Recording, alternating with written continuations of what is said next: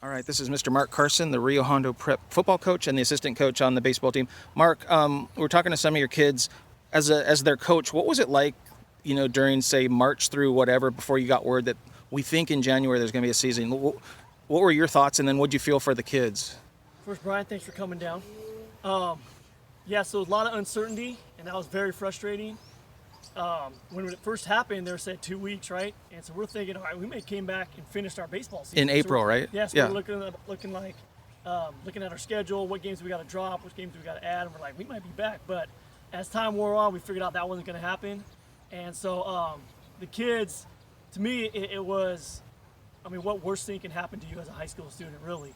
Than to have your senior season or a sports season for these guys who are for juniors and sophomores swept out from under you, probably the worst thing that can happen. And so it really tested their mental toughness and ability to cope and the resilience they needed to have to kind of get through that, because it was not easy. And even the end of school with online classes, which was all new for all these guys, wasn't easy.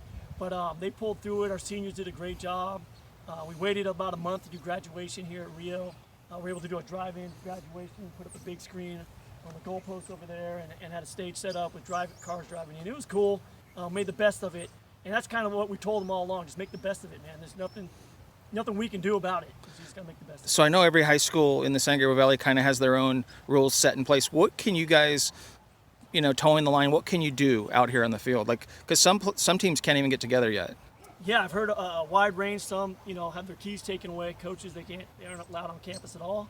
And others, though, have started. I was on a prep league Zoom yesterday, and most of the prep league schools have started and pretty much doing what we're doing, where you have more of a workout and less of a practice. You're not getting a lot of team time as far as working on plays or installing anything. It's more just conditioning and getting in shape. So we'll bring out dumbbells, barbells, put those out on the field.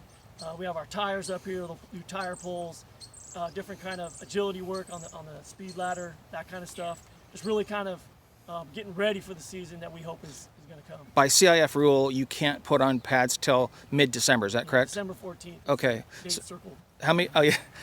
How many times a day? How many times a week can you have the kids out here? So we have them coming 3 days a week. Okay. And I don't think there's a dead set rule Okay. on how many days you can come. We're having them come 3 days a week.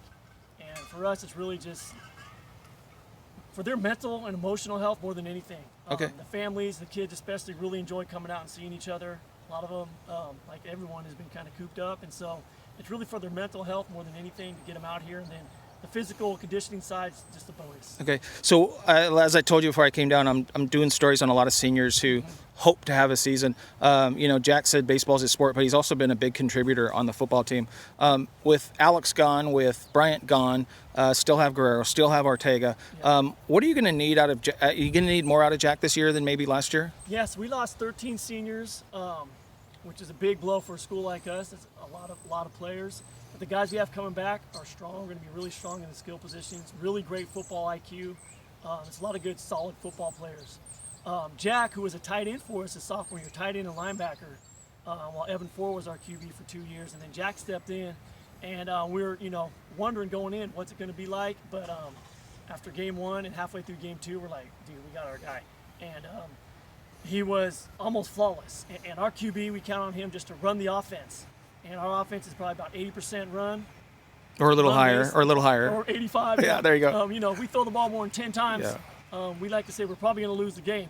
And so we throw for touchdowns. Okay. And try to stretch the defense that way. But sometimes we got to throw more, and Jack's plenty capable of doing that.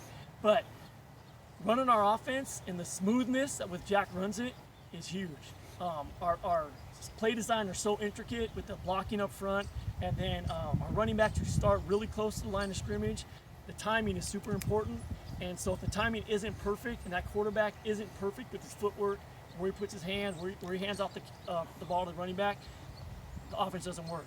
And so we're running the ball, and then the idea is soften them up and then go up top. So let's say worst case scenario, you guys fall behind 3 touchdowns early. Is Jack somebody that you have absolute all the confidence? Capable, Okay. More than capable, and we practice our 2-minute throughout the season, and in case we have to use it. And sometimes, you got to go to that early. But Jack's more than capable, and he's got a lot of good targets out wide. Gio's here today. The Olivas brothers, a couple good targets. Anderson Lang, whose brother played for us a couple years ago, is going to be another great target for Jack. And then a couple guys vying for the tight end spot. A young sophomore, Ryan McCullough, might play some tight end for us. Ray Montez could play some tight end, so he's going to have weapons. Okay, and then like you said, you don't throw the ball often, and you haven't had a practice with pads. But have you noticed a maturity with Jack over the last year and a half or so? Yeah, definitely seen a maturity, more mental than anything. Okay. He's a big, sturdy dude already, but mentally, Jack's really transformed kind of into a leader. He's a quiet guy by nature, but that doesn't mean he shirked the leadership role, and he understands that all eyes are on him. And the quarterback at Rio Hondo Prep, all eyes are on you, and he's embraced that, and we're very comfortable with Jack at quarterback.